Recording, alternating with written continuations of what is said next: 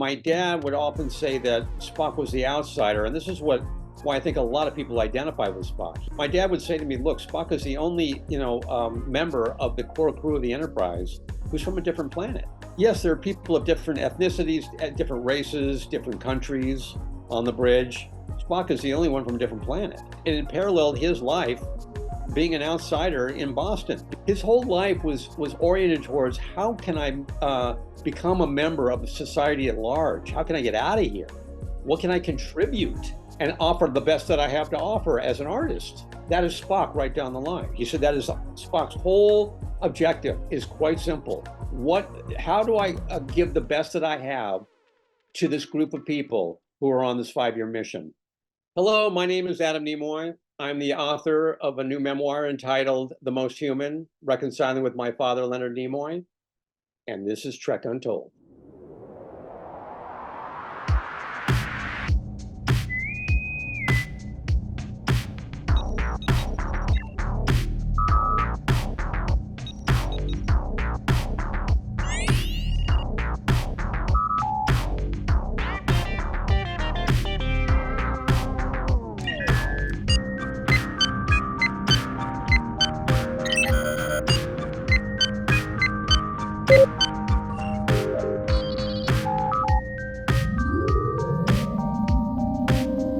Hello and welcome back to Trek Untold, the Star Trek podcast that goes beyond the stars.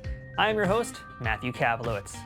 And today's episode, we're taking a trip back down to some classic TOS stuff, but we're not really talking to necessarily someone who was directly in a Star Trek thing, although they were involved very much in it, and we're going to get into that. But today we're chatting with a member of the Star Trek original series legacy. Because today in our conversation, we're speaking with Adam Nimoy, the son of the late and great Leonard Nimoy. Adam just put out a new book called The Most Human, Reconciling with My Father, Leonard Nimoy. And it is a book that really, you look at the title, you look at one thing, you're thinking you're going to get something, but you really get something completely different, and that's not at all a bad thing. The book chronicles the story of young Adam growing up with a famous Hollywood actor, although he was a struggling artist to begin with before he got that big Star Trek role. And the book shows what happens from point A to point B, and all the way up from being a child to where he is today in life. And that journey also includes Adam's personal struggles with dependency. So while the book is very much talking a lot about Star Trek and being the son of Leonard Nimoy, it's also very much a personal tale of addiction and recovery, and really quite an inspiring and motivating story to hear. This conversation is going to go in some really deep, unexpected places today, and I really give you guys a little bit of a content warning as well, just to make sure you understand what you're going to be getting yourselves into with this discussion here, because we will be talking about addiction, we'll be talking about recovery, obviously all those things that come with it, as well as the 12-step program that Adam has taken and continues to be a part of to get to where he is now in life. And I think one of the interesting parts about this interview, or maybe I should say fascinating, is we're going to really get to see a side of Leonard Nimoy that is not discussed much. Trekkies like us, we know Leonard Nimoy from his time in Star Trek. We've seen him in interviews, other TV shows, other films, in theater perhaps. Some of us have been lucky to see that. But we're really pulling back the curtain on who Leonard Nimoy was, the person, the artist, and the father. And Adam and Leonard did not have a great time growing up at all. For many, many decades, they butted heads. And the book discusses all the ins and outs of that and what it took for them to finally have a healthy relationship. And besides that, there will be, of course, some actual Star Trek talk, because Adam Nimoy did direct a few episodes of TNG and some other Trek here. So it won't be all serious stuff, but there's going to be a lot of serious stuff. So buckle up, get ready for what I think is a really, really interesting interview, and a really great one that I'm very proud to share with you guys today with the one and only Adam Nimoy. But before we start our chat with this week's guest, I want to remind you to please follow Trek Untold on social media, including Twitter, Facebook, Instagram, and TikTok. You can find this show on all of those platforms simply by searching for Trek Untold. Make sure you subscribe to this show, whether that's on the audio platform of your choosing or on YouTube, where the video version of this show lives. And speaking of, make sure to check out our YouTube channel more frequently for episodes of our new mini show, Tales from Trek Untold, as well as other sci-fi goodies. And of course, don't forget to leave ratings, reviews, comments, and whatever you can do no matter what platform you're on to enjoy this podcast and show others that you're digging it too. If you want to support this show financially, please consider becoming a Patreon member at patreon.com/trekuntold. Now, without further ado, let's go ahead and beam in this week's guest. Computer, access interview file. And joining us on the other side of the screen is the author of a new book titled The Most Human, a personal memoir, but also a look into life as Leonard Nimoy's son. It's a tale of humanity, of addiction, recovery, and acceptance with a side of Spock. The book's author is Adam Nimoy. Adam, welcome to Trek Untold. Oh, thank you, Matthew. Thank you so much for having me. It's exciting to have you here. To be honest, you're a guest who I wanted to have on the show for the longest time. And when I happened to find that you had a book coming out, I was like, well, I got to jump on that, man. So that's what I did here today. And I was just telling you actually before we started recording here, I finished the book last night ahead of this interview, and it is such a finely crafted book. I mean, I enjoy your writing style. I loved how interconnected all the different story parts were. The type of stories that you really just can't put down, and it's a seriously emotional ride through one heck of a life. So, Adam, I'd love to just kind of start and ask you, what made you decide to put the story on paper and share it with the world? I think it had a lot to do with the fact that I think it's a successful story in terms of my relationship with my dad, which was very challenging and problematic during most of my life. And it's a story that I often share anonymously at the 12-step meetings that I still attend. I'm in recovery. I've been in recovery for 20 years. And there's a lot of people share a lot in the rooms about the problems that they have in their personal relationships, particularly with family members. And so a lot of times I share this story, again, without revealing who my father is. And it seems to resonate with people who have had to deal with a lot of challenging relationships in their lives, again, particularly within the family unit. And it just felt like it was something that I should be writing about. I should be exploring more deeply. I talk about it in the film that we made, the Spock documentary, For the Love of Spock. We touch on it quite a bit, actually, as one of the storylines there. But it just felt like, and I wanted to write something about my life and raising my kids and being in recovery and I was kind of resisting going back to the relationship with my dad, but it just became more clear that it was something that I felt would resonate with people. Yeah, because this isn't just the story of Adam Nimoy and Leonard Nimoy. It is the story of Adam Nimoy and that life as a whole, and that journey as a whole, and where we are today with you. And you mentioned For the Love of Spock, and I think a lot of Star Trek fans who might not have seen that documentary or might not know as much about you, they might be surprised to hear about that tumultuous upbringing that you had at the hands of your father, who, as you describe in the book, was kind of an absentee parent in a lot of ways during your formative years. And there is a lot of honestly really painful stuff in there. Just speaking about your struggles with addiction, and as the subtitle of the book implies, reconciling with your dad. So, what was it like for you to revisit all of these things? And again, we're going back to this being a book, putting those words into paper. What was it like for you to actually then have to not just think it and say it, but now do the action of writing it? Well, it's always a very it's kind of cathartic. It's a lot of processing. It's a way of kind of making sense of my life and the big picture of what happened to us. I mean, it was kind of an extraordinary experience being in the family and being related to my dad and the meteoric career that he had coming from such humble roots in Boston, Massachusetts, the son of Ukrainian immigrants. So I think many people have the same experience. When you write about this stuff and you're processing it helps you kind of see the big picture, and it's a very satisfying experience. It gives me a chance to really go back and see what the meaning of it all is about, and then and I've always wanted to write, and then trying to craft a book that would kind of give the emphasis of what I was trying to say, which was really about the intergenerational relationships. In that I had trouble with my dad. How can I resolve that? How do I change the course of that? Which we managed to do so that we were reunited in the last years of his life. And most importantly for me is, how do I kind of break the cycle so that I'm not kind of playing that out with my own kids? And that was really, and that is really what the book is about, is trying to figure out a way to, bridge the generational differences between my dad and myself, and myself and my own kids, because my dad was so far away from me in terms of his experience as a kid, Mm. that he grew up in the Depression. He grew up the son of Russian Jewish immigrants. They were from Ukraine, but they considered themselves Russian at the time. I grew up in sunny Southern California, and and we were pretty well to do, when I was 10 years old and Star Trek went on the air, things changed for us for the better. But I still struggled in my relationship with my dad. I was pretty much determined that I wanted to have a different relationship with my kids and repair my relationship with my dad. So the book was really, a great opportunity for me to kind of like examine how that all worked out and the struggle I had in making that work out. And again, I just think it's a tale that I think um, might hopefully resonate with other people.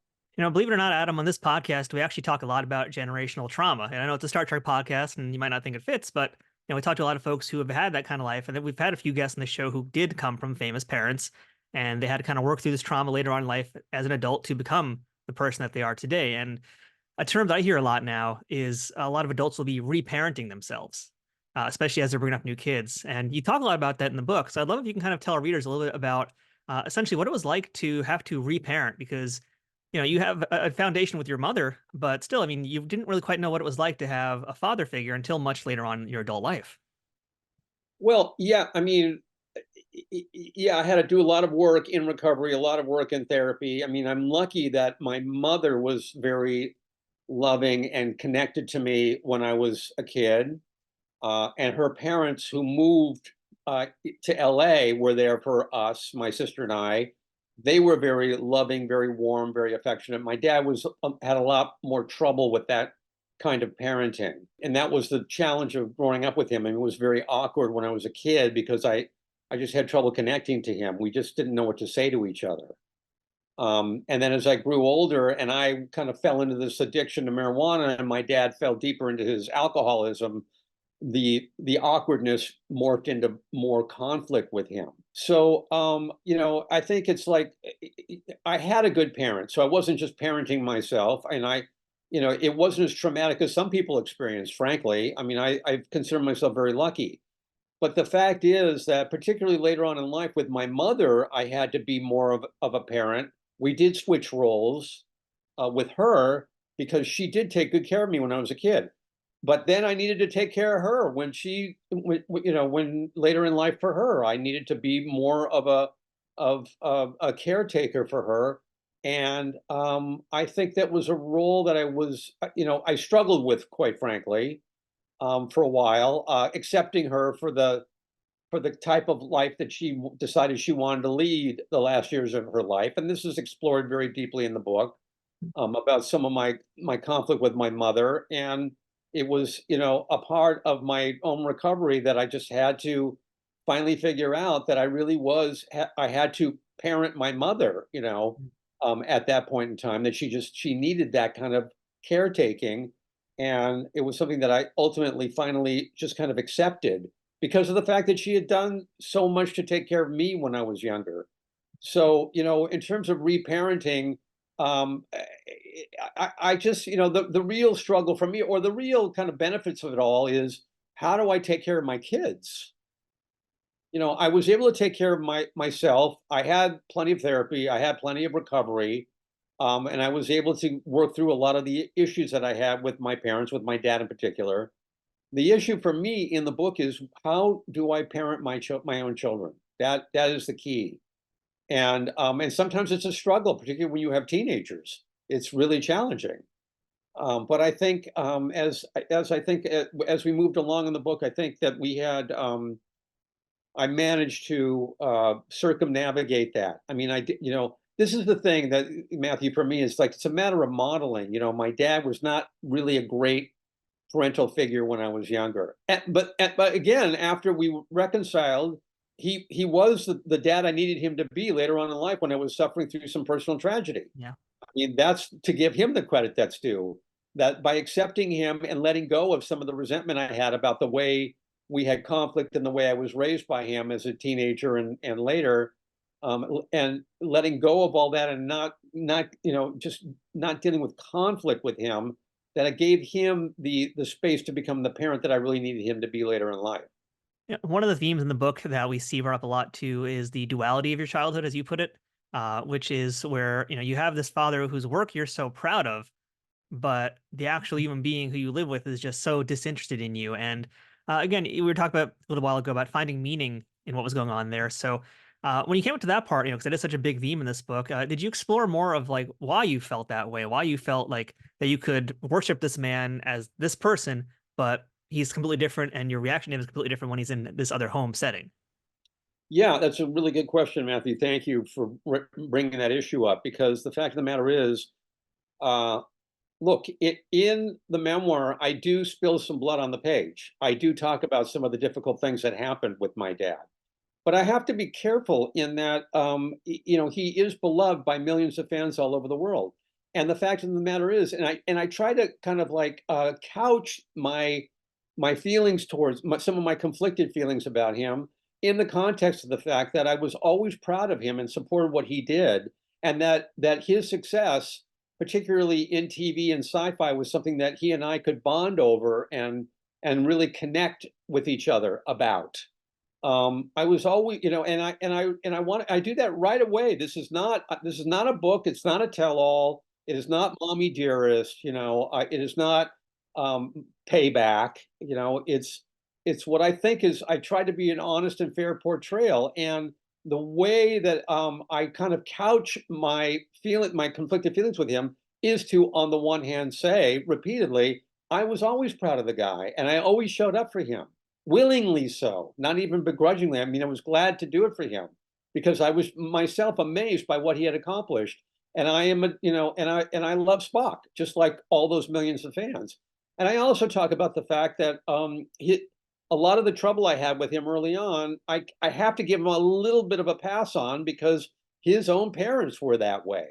He did not have really great modeling in terms of how to parent a child because I knew his parents very well. My grandparents, Max and Dora, could be very remote, very distant, very cool, very withholding, and they were with him. So there is that the duality is there. I mean, I just loved what my dad accomplished. I was so proud of him. I was so I was so what's I can still feel the excitement I felt, Matthew, back then when Star Trek was on the air. I was old enough at 10 years old to know exactly what was happening to us. And I am so grateful for that. I mean, I was waiting for the TV guide to come out with the first ad that said new series, Thursday night, Star Trek, the crew of the Enterprise exploring strange new worlds or whatever it was. I mean, I was constantly going to the market waiting for the new TV guide to come out with the first little ad with a picture of my father. Mm, So I still feel that excitement to this day. that's an amazing. I wish I could go back in time and feel what that was like, because that must have just been an amazing thing. Yeah, it's just to feel it in real time, there's just nothing like it. I mean, for that matter, by the same token, I feel the same way about the Beatles. Mm, I mean, I was there. I yeah. I was aware, it was happening in real time. And I had the same thing. I would be going to the market, in the neighborhood to buy stuff that was all Beatles related. And that started in 64. So in 66, when Star Trek came around, I was on it. I was looking, I was aware, I was, experiencing it. I am so grateful that that I was old enough to know what was happening. Now, while a lot of this interview today is going to be focused a lot, Adam, on your relationship with your father, but the book itself, it's not just all about that. It's about your life story, your life journey, and a big part of that is about loss and dealing with loss, and whether that was about like your mother, as we mentioned, and the caretaker role that you took on later in life, your second wife, Martha, and eventually with your father. And I doubt that dealing with loss ever gets easier. And you wrote about this in the book, so if you don't mind giving us a little bit more insight, what did you learn about yourself in those moments of deep grief? Because you had some real, I mean, it's one thing for me to talk about it. Folks got to read the book and they'll know like it's some serious, heavy stuff in there. What did you learn about yourself in those moments? And what can you share with us about that grief and finding the light at the end of the tunnel? Well, yeah, I mean, it's about grieving loss, really. And I was very fortunate that when I experienced personal loss with my second wife and my dad, both times I did go to an organization called Our House here in West LA, which puts together groups of people who have lost a similar family member. And it really gave me the opportunity to process with other people what they were going through and what grief is all about, what it's like, and just to feel it, Matthew. It's just a matter of like accepting it, feeling it, looking at it, writing about it, talking about it. I think it's just was very beneficial to me to help understand what it is, what it's all about, how it's going to affect me, and to not fight it, and to I just felt I came out better for it. I mean, the grieving process is something that goes on for the rest of your life. It just changes over time, and I think I was very fortunate that I did reach out to get help to try to find a way to make some sense of it, and just to to give words and expression to what I was feeling at the time. It's very difficult. I mean, particularly when we were talking about, and I go into great detail about my second wife, Martha. It was just, it's shocking, it's traumatic, it's very challenging for anybody to have to go through. For me, I'm very grateful that I had the benefit of being able to find some way to um, experience it in a way that most people don't get to. And with my dad, the interesting thing about the grieving process was the whole situation of making the film, because we made For the Love of Spock the year after I mean, I was making it with my dad. We were making this documentary about Spock together when he passed away. So continuing on with that project was a very interesting way of processing grief, because I'm living it. I'm looking at stuff. I'm looking at photos. I'm looking at Star Trek. I'm looking at news clippings. I'm looking at my dad in other roles. I'm working with editors. I'm working with the producers. We're interviewing people about my dad. I mean, that's a very unique situation to be able to work through and process the loss of Leonard Nimoy. And the other interesting thing on that note I want to mention is that when my dad died and we were working on the documentary about Spock, it became evident immediately that we had to expand that documentary to include not just the life of Spock, but the life of Leonard Nimoy. Because when people were writing me, and they were, and it was out on social media and in print media and in reviews, it was a lot about not just Spock, but also about Leonard Nimoy, the artist, the humanitarian, the Renaissance man, the creative soul that we lost on the planet. So, it became clear to me that we were going to really be looking deeply at my father's life, in general, and Spock in particular, but also other aspects of my father's life. But the point is that I was processing all this stuff through all these months after my dad had died in a way that most people don't really get to process the loss of a loved one. So I think one of the big recurring themes through the book, Adam, is the work that you put in with your life to improve it to where you are today. And much of the book is framed on your recovery from substance addiction and the 12 steps that you learned through AA meetings. And so yeah, I'd love if you can kind of just give our audience a little bit of an example of that. And, we don't need to go into too much detail because folks are there. Y'all should be getting the book. But, this is an important part of your journey, of your recovery, and where you are today. So to kind of frame things for us, for folks who don't know, what are those 12 steps, and what's the way that you've been using them in your life, let's say 20 years ago, 30 years ago, now where you are here today in 2024? Well, okay. I can't go through the entire list of 12 steps. People are Fair going to have enough. to look it That's a up. lot of steps. Yeah, there's a lot of steps, or people have to look it up or go to a meeting. I mean, it is 12-step recovery. It's under the auspices of Alcoholics Anonymous. We are not a secret society. We do maintain our anonymity in the meetings. We don't share what other people have shared. We don't name names. And frankly, I don't think you have to be an addict to be in recovery. Hmm. Everybody is recovering from something, some traumatic event in their life, whatever it is, whether it's the loss of a career, or dysfunction in the family, or the loss of a family member, or divorce, or single parenting, or recovering from the experience of raising teenage children. I mean, they're just rules for life generally that worked for me, and they gave me some tools in which to deal with challenging situations, not the least of which was trying to figure out how to relate to my dad. Because here's the thing about my dad is that he's very you have to be willful and single-minded to and really and determined to get on a train from Boston, Massachusetts with very little money and take a 3-day trip out to LA where you don't know anybody to try to find your fame and fortune. It takes a lot of guts. It takes a lot of chutzpah. It takes a lot of determination. And my dad is very headstrong about that. And this is a guy who came out here and supported himself. And then, and 7 years after he arrived here, he had a family of 4 to support. This is a guy who just hustled constantly with no financial support, and then all the while, trying to pursue this career in Hollywood. And you've got to really be tough. And he was tough. He was born and raised on the streets of Boston, and he was no joke, And when I had conflict with him, it could be devastating. It was very difficult to deal with conflict that I had with him. And it was only through, and to a lesser degree with dealing with conflict that I had with my ex-wife, with my mother, with my kids.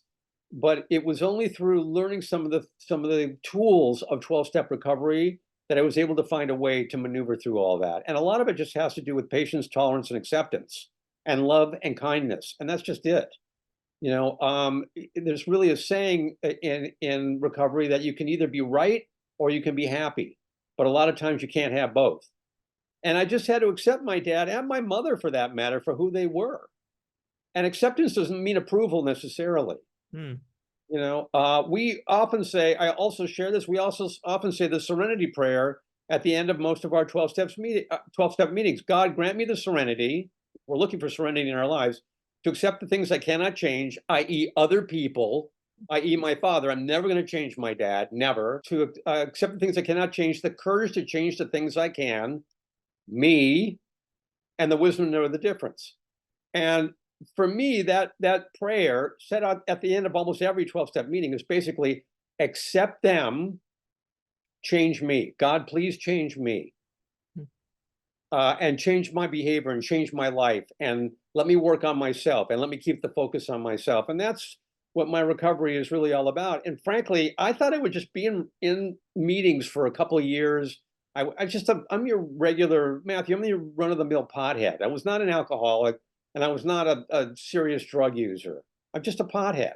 And I figured I'd try out for a couple of years and then go back out and become a normie, and just drink and use occasionally or whatever. But I've been in recovery sober for 20 years now because I really enjoy the program, and I'm always trying to learn about how to improve myself and how to live a life of serenity. And I need reminding, and I need the tools, and I love the community, and I love people, listening to people who share about their own experience, strength, and hope in recovery, because I learn from those experiences and I apply them to my own life. So that's it in a nutshell for me. That's what recovery is all about. That's how I believe it's because of recovery that I was able to reconnect to my dad to the point where we had really a close and loving relationship the last 7 years or so of his life. Thank God for that, because it would have just been a tragedy if we, had permanently parted without really any resolution. Well, congrats on that sobriety. And really, the book is a testament to that recovery process and the work that you put in. And spoiler alert for folks out there, obviously the subtitle of this book is about reconciliation. So Trekkies, Trekkers, you already know that the two gentlemen they did find a way to make things work. But if you want more details on that, you got to go get the book. But Adam, I do want to ask you a few things that weren't in the book. And one of those is, it's actually mentioned in the book, but not really in a great detail, is that you directed an episode of The Outer Limits. And that episode had your father starring in it. That was the episode I, Robot, which he was in the original version of. So I'd love to kind of hear what it was like to direct your dad on that show and to be part of that show. Well, it was a pretty exciting experience, and it was an idea that my father had come up with actually when we were doing pretty well together. I mean, he wanted to do the work. I mean, it's just he loved to create work, and he thought it would be a good idea for me to approach the producers of the series and say, "Look, I can, my dad and I would like to remake this episode together." And it worked. The producers were very interested in doing that. I want to backtrack for a minute and say though, and this is not in the book, and one of the many experiences that I had when I was younger, before Star Trek came on the air, was I was an avid TV watcher in the 1960s, and I loved The Outer Limits, and the episode I, Robot came on, and I didn't know that my dad was in it. We never knew when he was going to be. It was never clear to us when he was going to be in an episode of something. He did a lot of bit roles in TV before Star Trek came on the air. So I'm watching The Outer Limits, this fascinating story about a robot named Adam. And in that episode is my dad playing a newspaper reporter and befriends the robot. And I'm just like, and this happened repeatedly, Matthew. I would be watching TV and it's like, oh my God, there's dad, Yeah. which is just a cool, crazy experience to have. I just remember it so vividly when I watched that episode. And I love the episode. I love The Outer Limits. And I just thought it was, I jumped at the opportunity of working with my dad. So we came up with a concept.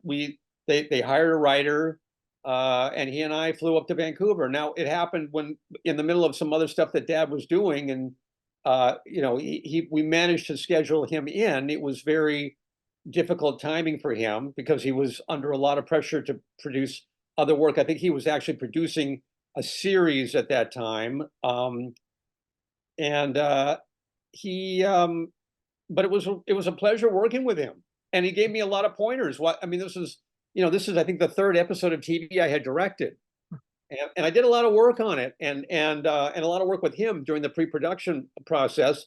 And the thing that was interesting, I think, the most interesting thing I want to say about it is that while we were in production and we were shooting, there were a number of times where he would say to me, in very polite fashion, he'd say, "Why don't you just move the camera in to get my close-up? Why are you holding back with the camera? Just push in and get it now." And I'm like, okay, that sounds like a good idea. I said, well, I'm shooting a wide master and then I'm shooting and then we're going to come in for the close-ups. He says, yeah, but in this moment, this is a dramatic moment. You should push in with the camera. And I'm like, okay, wow, yeah, we're going to do it. We're going to do it that way. And there were a couple of moments like that where he would take me aside and whisper something to me. And, and he was very polite about it. And, all directors get input from other people on the set, and we don't want the crew to think that the script supervisor gave me a note and now I'm going to give it to the actors, because you get great ideas from anywhere on the set. I wait a while before I say anything, there's an etiquette to how to do that. But my dad was very helpful to me in terms of my career, in terms of my craft. He was very informative. He had a lot of experience in front of and behind the camera. And, he'd say sometimes like, I think you want another angle on me for this. I'm like, really? He goes, yeah, you should do it from here. Just get the camera. We're all lit for it. Just get him over here and let's just do it again. And I'm like, okay. I learned a lot. I was really grateful for that experience. This is one moment where we were kind of both of one mind and working really hard to create something special. And I think we accomplished that. I mean, granted, I don't have the same quite experience that you had with like a father who is so well known, but I did a documentary a few years ago with my uncle, who is an artist, or was an artist, he passed away a few years ago also. And it was kind of a similar thing, I guess, in some ways, where he'd be like giving me tips, and he's a painter or whatever, but he doesn't really know camera stuff, but he'd be giving me tips, and I'd be like, oh, that actually is a good idea. I'm partly humbled because I'm like, this guy knew it, and I didn't even think of that, but it's still just like, it's wild to hear that. And again, just working with family members in that kind of way, it can be daunting, but it can also be very rewarding. Well, with my dad, I have to say right away. I mean, there were a number of sources in which I learned the craft of directing because I come from a legal background and Yeah. I didn't go to film school, but I've always been fascinated by story. That is the one key driving force that made me believe that I could be a good storyteller. But I needed the tools. I needed the technology. It was really my dad who really kind of headed me in that direction. And in fact, I was in an acting class with Jeff Corey, who was my dad's mentor, so that I could get a sense of what is going on with the actor's process. Because my dad was all about story. It was like, where you put the camera is really of no consequence. It takes secondary importance to what your story is about, what is the scene about. And there were key core things that my dad taught me that I used throughout my directing career, and they served me very well. I think they made me a much better director, a better storyteller, and a more collaborative director, particularly with acting talent. Because a lot of directors, I used to hear this complaint all the time on TV shows from the actors that directors don't talk to them, Huh. either because they don't know, what to say to an actor, or because they simply don't have time because we're moving so quickly in TV. But this is something that my dad really emphasized with me, which is like, and sometimes you don't want to give any direction to the actor. If you see a rehearsal and they're doing just fine without you, I mean, the best direction is to do nothing. and keep your mouth shut. But these are things I learned from my dad. It's like, what is the story about? What is the scene about? And then the rest will start to fall in place. Where to put the camera. All first-time directors are obsessed about where's the camera go, where's the camera go. And my dad used to say, the camera goes where the camera goes. The question is, what is the scene about? What do these people want from each other in the scene? Because that'll dictate where they're going to be in the scene, how they move in the scene. And once you figure out all that blocking and what the action is, he says it becomes pretty apparent where to put the camera. And that, just that alone, I was so valuable to me. So I'm so grateful that we were able, that I had him as a resource to help me. Hey everybody, we'll get right back to the interview in 1 second, but I wanted to remind you all to check out Trek Untold over at Patreon. Patreon is the best way to directly support creators of things you like through a monthly subscription of an amount that you can choose. Trek Untold has a few different tiers already with different benefits, ranging from early access to episodes, the ability to ask a future guest questions, exclusive merchandise, and other bonuses that I'd love to offer, but first I need to grow that Patreon community to do that. Trek Untold has been around since mid-2020 and has grown a ton since then, thanks to listeners and viewers like you.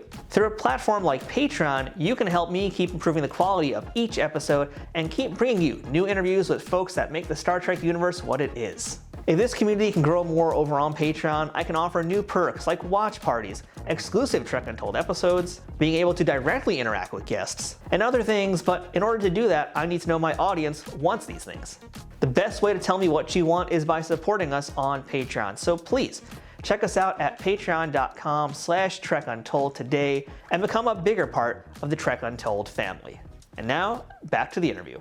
Adam, I want to ask you something that's a little bit out of left field here. Recently on this podcast, we had Bonnie Moss, and we were talking a lot about your father, and not really just all Star Trek, but we were talking about his poetry and his photography and his music.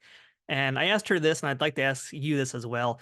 I'm a little bit obsessed with the Ballad of Bilbo Baggins, and I'm curious if you ever asked him about that, or if he ever talked about that song. Do you have any recollection of any stories related to that? Oh yeah, plenty. I got to poke you more. What can you tell us about it? Well, was your dad a fan? I know I heard later in life he would regale audiences with a little taste of it, but when he recorded it, I mean, do you remember any of that? Do you remember how he was feeling about that album? And later in life, it became kind of like an internet meme, but in a good way. Yeah. Well, look. Okay, I'm trying to think of the most politic way to say this. My sister and I listened to a lot of pop radio when we were kids. We had 8 transistor radios. We were listening to AM radio, and we were both very much into music and collecting 45 singles. So when my dad offered up the Ballad of Bilbo Baggins, it was a little bit of a head scratching moment for us, I have to say. And we were actually in on the East Coast visiting my dad's brother in New Jersey when there was going to be a TV production where my dad was singing it, and they had kind of an animated figure of what Bilbo might look like dancing around near him. I've never seen it since, but my sister and I were just like, oh my God, no, no, this is not good. I don't know. That particular song. I don't. Why are you obsessed by it? What is the attraction? I'd love to know. I'm not even sure myself. It's just the fact that you got Leonard Nimoy, who we all know as Spock, and here he is now singing a song about a fantasy novel that's, considered one of the greatest fantasy novels of all time. But still, it's just like this bizarre kind of meeting, and it's like this perfect point in time, this perfect point of nerddom and fandom, right? So that's why I'm just curious about it, because I feel like no one really knows what the deal is with that story, and I'm really just kind of like trying to dig to feel like, what did Leonard actually feel about that song when he did it? And then years later, when it feels like he finally maybe came into more of an acceptance of what it was. Yeah, I don't, I couldn't comment on his personal feelings. We do make light of it in the documentary For the Love of Spock. There's a great moment in there, which I love, where the crew of the Enterprise have the same reaction that my sister and I do, which is a real head scratcher. Look, I gotta say that a lot of the recordings that my dad produced, I love them. I mean, some of them are really kitschy and like real head scratchers, like Bilbo Baggins, and he's got a couple of others like that on the many albums. I mean, he produced like 6 albums, I think, of material. And a lot of that stuff I actually really like, even even though he's not technically a great a great vocalist.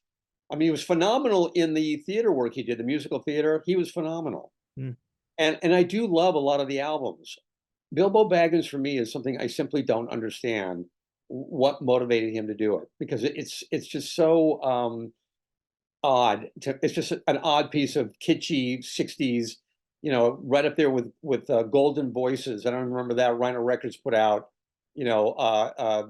actors who think they can sing kind of thing, and I think it's on one of those compilations. And some of the stuff that Bill Shatner did, it was like, wait a minute, what? Hmm. What, Rocket Man? What is this? You have to. It's just I'm not sure what he was thinking. I'm not sure how he. I think even my dad was, chuckled at himself about doing it. The video they put together was very. I don't know. I can't. I'm still trying to figure that out. I'm still trying to figure out a lot of things about my dad. And that's one of them. I mean, I think from what I've heard of your dad, his voice is pretty amazing, and I wish I could have seen him in Fiddler because that sounds like that would have been a heck of a show to watch. Phenomenal. Yeah, I'm sure. Absolutely phenomenal. And Camelot as well. And Oliver. I mean, he was terrific. But Fiddler was amazing. And we traveled around with him for a couple of months during the summer of '71 when he was in that production at different cities on the East Coast. And that I was just, it's hard for me to even describe the experience. I was so elated by it. I was so, it's so entertaining. Dad was so good. There were times when he was not even well. He was like he had a cold, and the show had to go on, and he was still outstanding. The crowds just loved him. The production was directed by Ben Shackman, was really well put together. The orchestra was fabulous. The cast was amazing. It was a great summer of our lives together. That's the weird conundrum of my dad and I, is that despite this incredible conflict we had periodically and regularly throughout our lives together, there are also these incredible memories. Yeah. When we were together and I was witnessing all this stuff going on, and I'm just so grateful to have had that experience. I mean, that goes back to kind of the duality we were talking about earlier, and it got me thinking. And this is again the sci-fi nerdy lens. That's what I'm here to do, Adam. It got me thinking about the character of Spock and how, like you wrote in the book, a quote from the 2015 obituary from the New Yorker. How it was. I'm trying to find the quote now in my notes here, but his own sensibility, it seems safe to say, informed his character. And it got me thinking about the character, and I was like, here's this human being who has trouble with connections, just like Spock has, and he has a brother who no one ever knew about. The character of Spock never gets married, never has kids, devoted his life purely to work.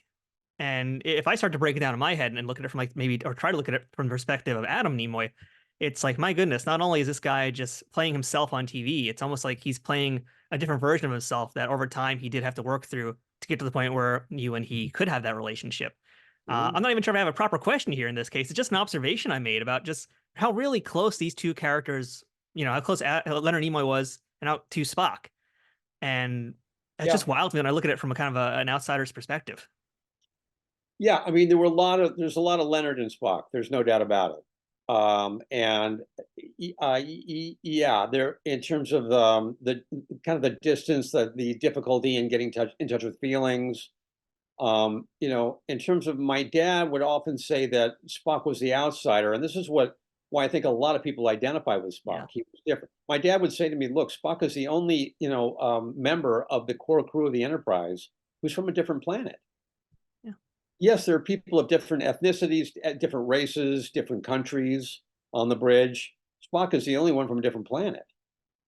And that makes him very special as an outsider. And it paralleled his life being an outsider in Boston, because they lived in a bubble in the West End of Boston.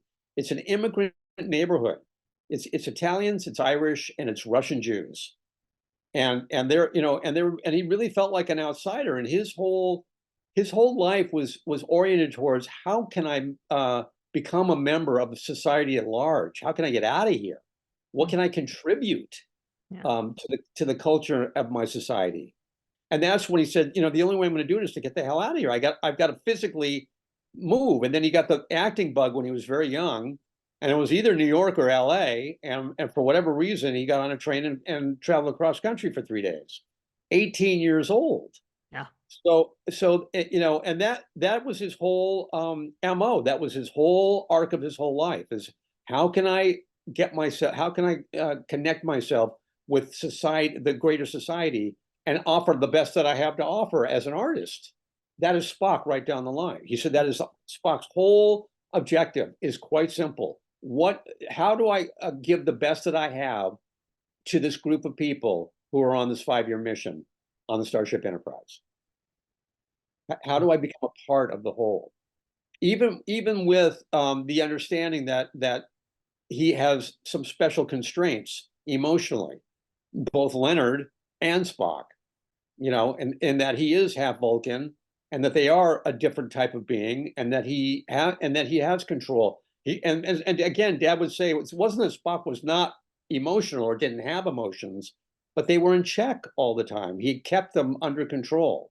He kept them in check, and that was very much my dad. He liked it. I mean, it was hard to know what he was thinking at any given moment. It was hard to get him to say anything. And I say that in the book. There's a couple of moments where I'm like, hello, what are you thinking? What are you feeling? Hello, anybody in there?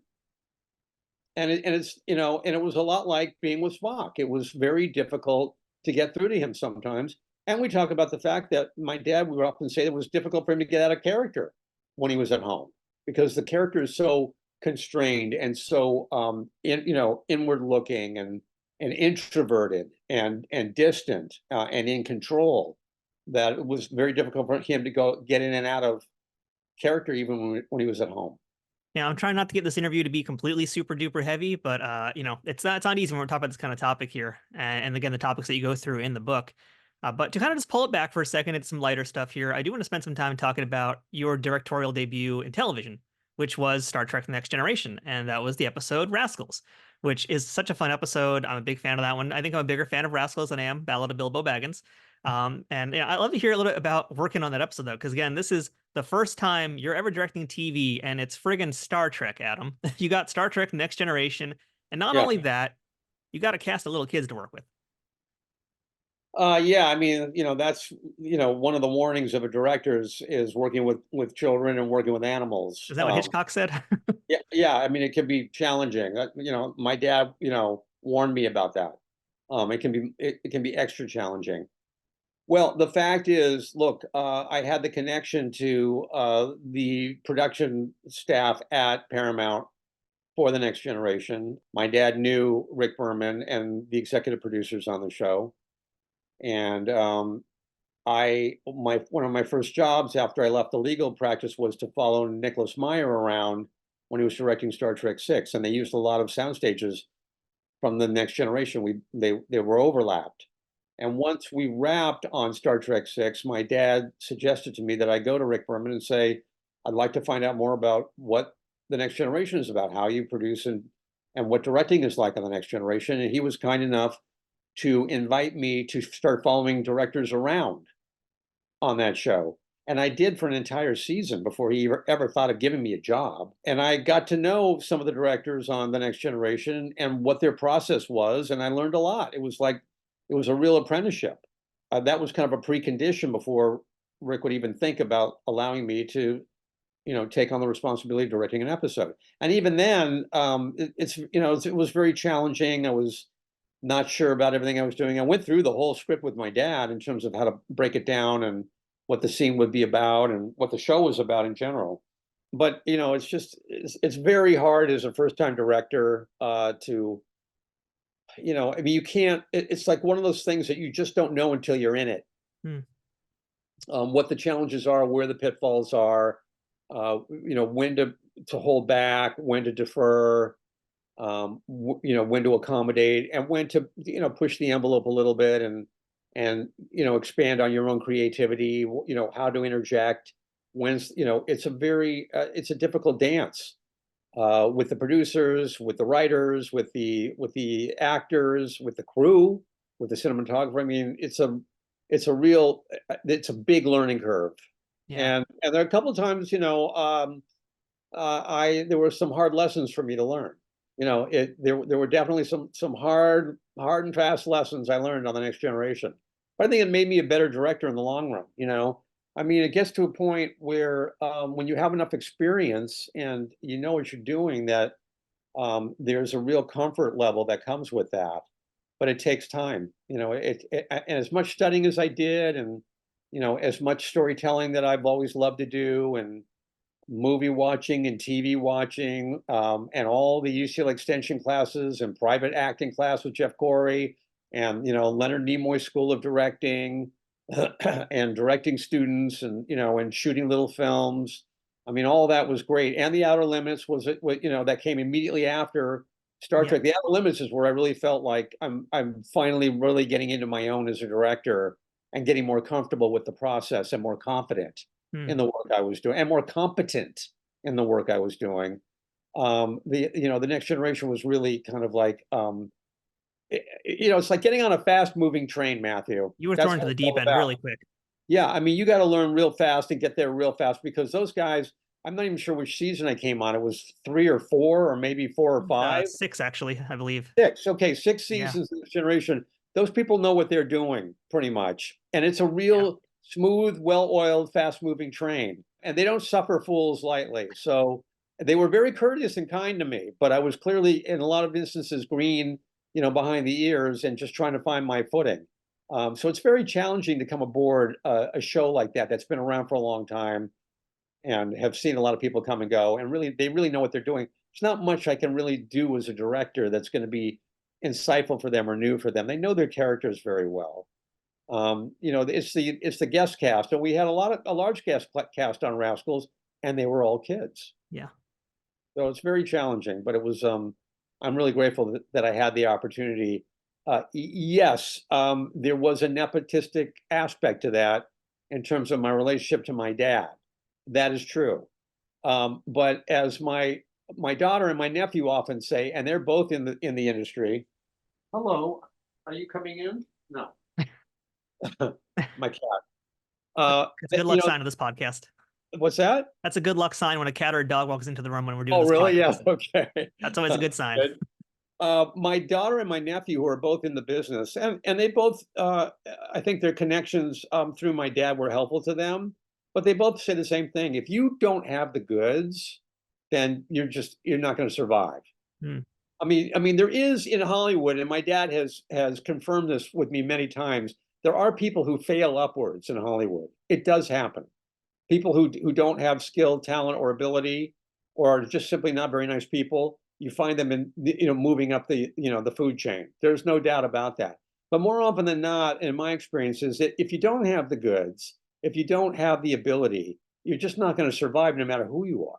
I mean, truthfully, like the nepotism angle wasn't really even something I was thinking about, because really, when I look at these 2 episodes, I'm like, because you also did Timescape, which I want to talk to you about right now too. Rascals had its own set of challenges, but you did it, and then it was an amazing episode. And likewise, Timescape, you're talking about how this is a cast who knows each other and everything else, but Timescape is a very technical episode as far as directing goes, and that just feels like, again, a whole new set of challenges. And here's this green director coming in, and you're doing it, and it's a heck of an episode. So, again, kind of same thing. What do you remember about working on that one? And obviously, you can't really direct the crew because they know what they're doing already, but you still have to like kind of guide them to make sure you get the shots you need to give to the special effects people on this very special effects heavy episode.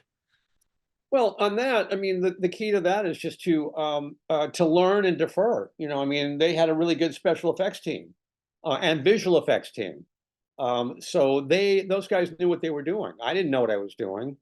So it's just a matter of really trying to stay humble and keep my mouth shut and keep my ears open and learn as much as I can Hmm. and find out from them what they needed. I mean, this is very common.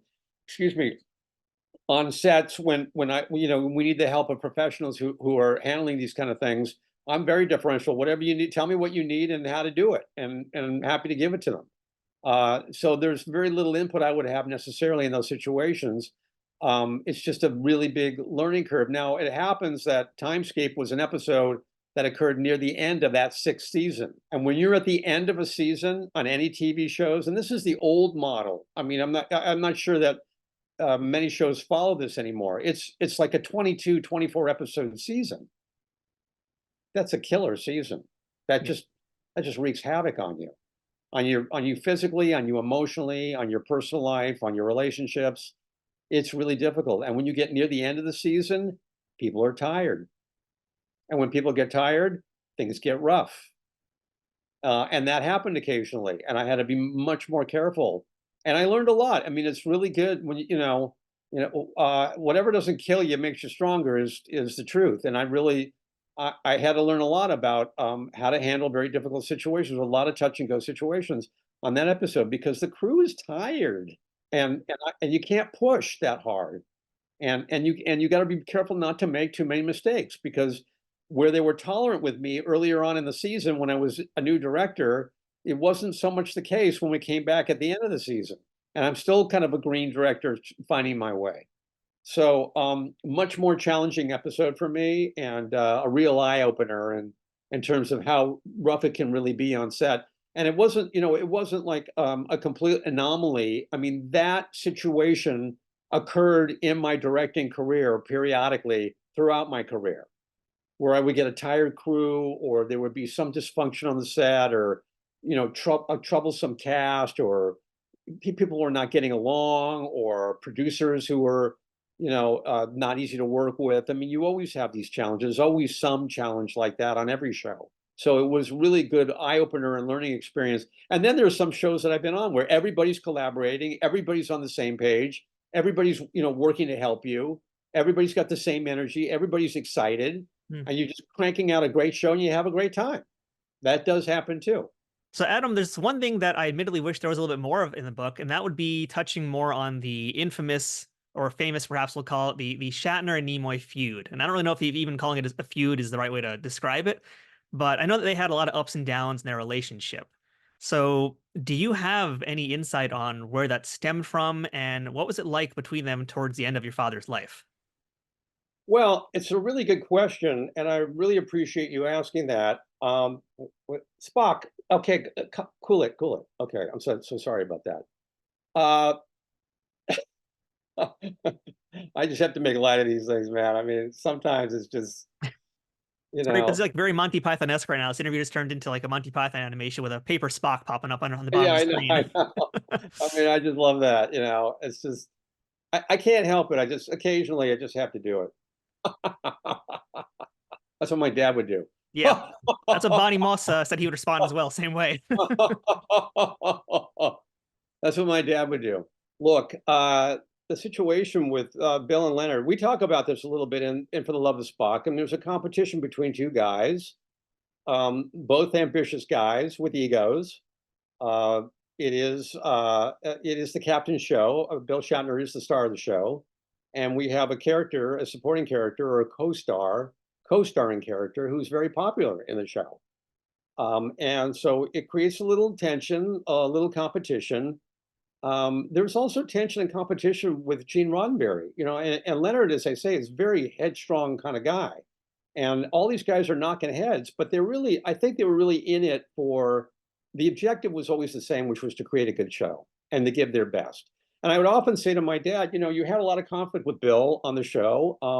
There were some disagreements. I mean, I will add that later in life, they became very close friends. There was a period of time where they were, really close with each other. And I really appreciated that they found their own reconciliation for a while. It didn't last as long as I think it should have, but they were able to find each other. But on the show, look, I just think that it made the show better. They were all fighting for their character, for what was best for the show and for themselves as well. These are three strong-willed individuals, and there's going to be conflict. I've seen it on other shows, and I often like to say that it was, I've read Jeff Emmerich's book and I'm a big fan of the Beatles. And it was during the making of the White Album when things got rough and tumble for the Fab Four, when they were having their own interpersonal relationships that were in conflict.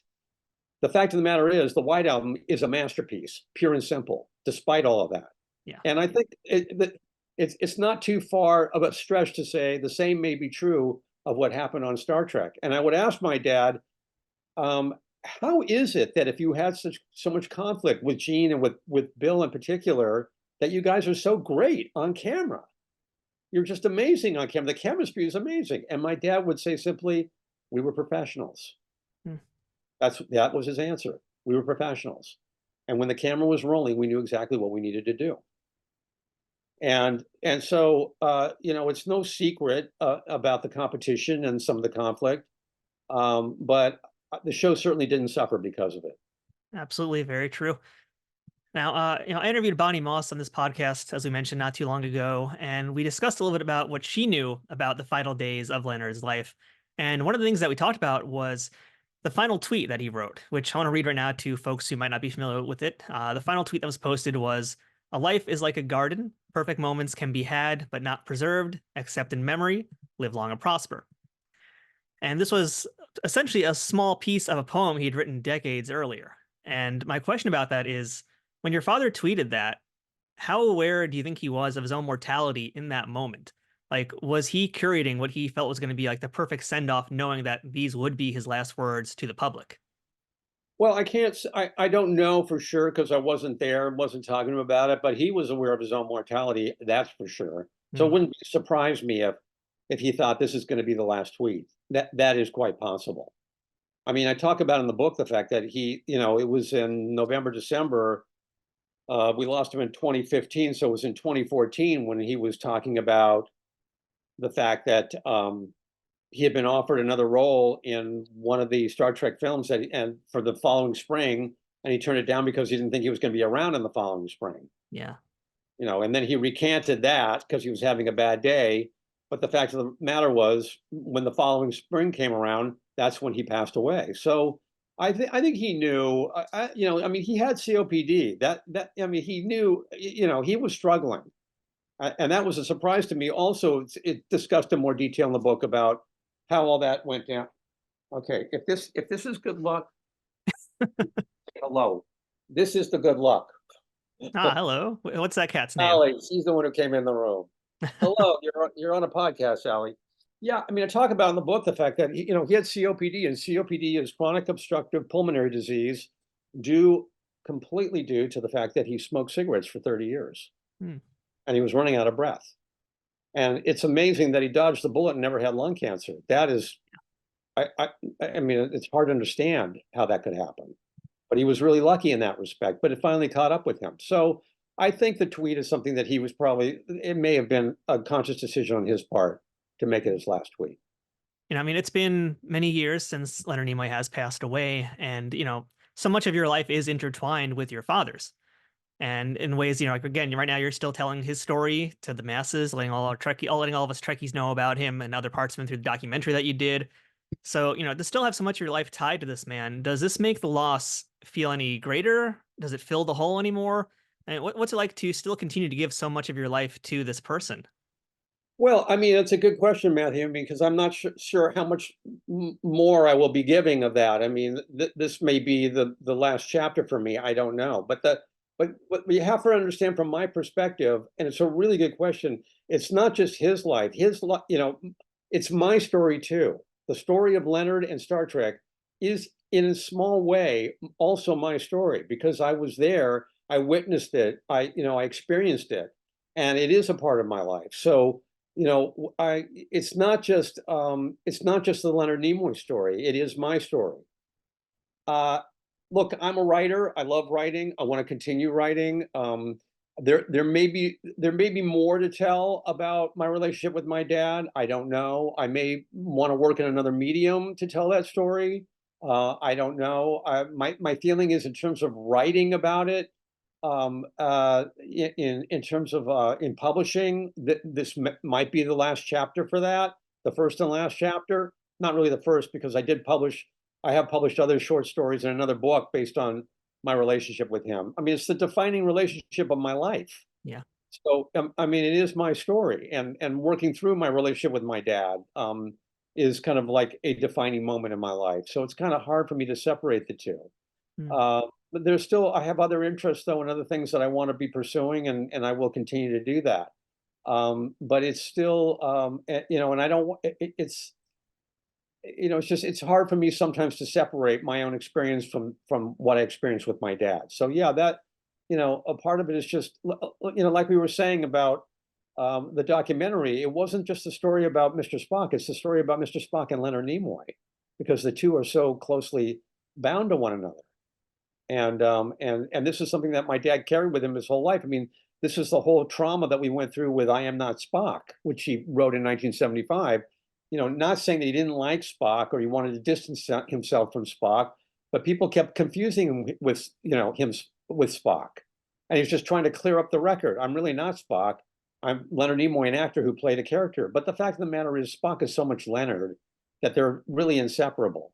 And he finally came to grips with that when he corrected the record with his last autobiography, I Am Spock. So, it's and which he was very proud of, and something that he's kind of accepted as just a part of his persona. And that, in a little bit of a way, is really what about, writing about my life. It's just inseparable from my father's story. Looking back on this journey that you went through with your dad from childhood to where you are today as a full-grown adult with kids of your own, what's the greatest gift that he taught you that you in turn then gave to your own kids? What's the greatest gift? Well, I think it's just about the priority of family, really. And that's where my dad was at the end. He did an interview. He said, I'm all about family now. Before it was career and, and his work life. That was his priority.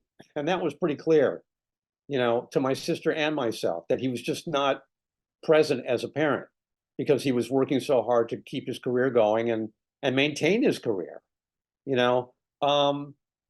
For me, I had just different priorities, and it was really, I came upon it earlier in life for a bunch of different reasons, where I just felt like family's going to be more of a priority to me from the get-go. Something that my dad, decided on later in his life and was committed to. He's very committed to the family in the later years of his life. Very dedicated to the family. Very important to him to have the family all around him. Friday night Shabbat dinners together with the family, or holidays or birthdays, traveling together with the family, helping other family, helping all of us, make it in the industry, being like a godfather and hearing, our stories about our experiences in the industry.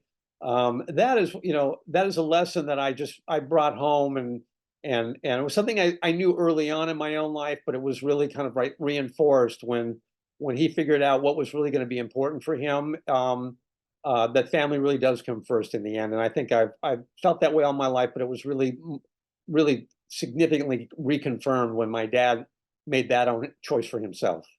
Well, as we kind of wrap this interview up here, we have spent the hour essentially talking mostly about Leonard Nimoy, but I just feel like I'm obligated to say this too to you, Adam, is, you have lived a heck of a journey, you have lived a heck of a life, and you have done the work. You have put in the work and you have come out on top. So I want to congratulate you on your sobriety and just who you are today, because, you are who you are because of what happened to you, and you did the work to come out on top. So to kind of wrap things up here, I think I want to ask you, I've asked other people about, what they want their legacies to be. And we've talked all about your father's legacy, but let's say your kids stumble on this, and both your kids, who are both doing amazing in their lives now as well. Let's say they find this interview 20, 30 years from now and they watch it. What would you want your legacy to be? My legacy? Legacy of Adam Nimoy. What's your legacy? Here's the legacy, because this question came up in conversation with my dad, actually. My legacy: live in the moment. Nothing else really matters. Just to be in the moment, Matthew. Just to be in the here and now. Just to enjoy my life to the fullest right now. Be in the moment. This question was actually asked in a conversation over at a dinner table about, what do you want your legacy to be? My dad was there, and I said, my legacy, I'm just trying to live in the moment. That's all I really care about. And my dad said, good answer. Well, I think that's a perfect place to wrap this one up then. So folks out there, you want to check out the book. It is The Most Human: Reconciling with My Father, Leonard Nimoy. The author is the man we've been chatting with for the last hour, Mr. Adam Nimoy. Again, thank you so much for sharing your journey with everybody out there. And for the bravery, the honesty in that. It's just an amazing read. I hope everybody picks it up. And for you, Adam, again, likewise, like I've said, congratulations on everything you've accomplished with your life, because it is your life. So thank you very much. And I think you deserve this one, but live long and prosper. Thank you so much. Matthew, you too. Live long and prosper. Thank you so much. That's it for this week's episode of Trek Untold. Thank you for checking it out. Don't forget to follow us on social media, whether it's on Twitter, Facebook, Instagram, or TikTok at Trek Untold, and subscribe wherever you are listening to or watching on. And that includes the audio versions on whatever platforms that might be, and our YouTube channel, youtube.com/@TrekUntold. If you'd like to support this show financially, please consider visiting patreon.com/trekuntold to become a member of this show. And along with getting access to all sorts of wonderful perks, you'll also know that you're helping out this show continue to thrive, survive, and make new content all the time. I'm Matthew Kaplowitz. This has been Trek Untold. Thanks for watching. And until next time, always remember, fortune favors the bold. Trek Untold, the Star Trek podcast that goes beyond the stars, is powered by the Rageworks Podcast Network and affiliated with Nerd News Today.